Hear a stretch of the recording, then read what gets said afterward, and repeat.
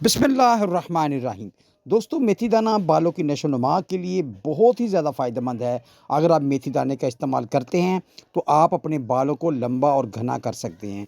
इसका तरीकाकार ये होना चाहिए कि आप मेथी दाने को अच्छी तरह बारीक कर लें और नारियल के तेल में डालकर रख लें तो आपका तेल तैयार है।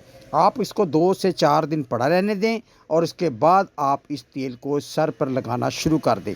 ताहम अगर ज़्यादा मसला है तो आप इसमें थोड़ा सा प्याज का पानी भी मिलाकर इस्तेमाल कर सकते हैं। प्याज का पानी भी बालों की नशोनुमा में बड़ा ही अहम किरदार अदा करता है, लेकिन प्याज का पानी उसी वक्त आपने शामिल करना है जब आप लगा रहे हों। लगाते वक्त तेल के अंदर प्याज का पानी डालकर नहीं छोड़ना, वरना उसमें स्मेल पैदा हो जाएगी।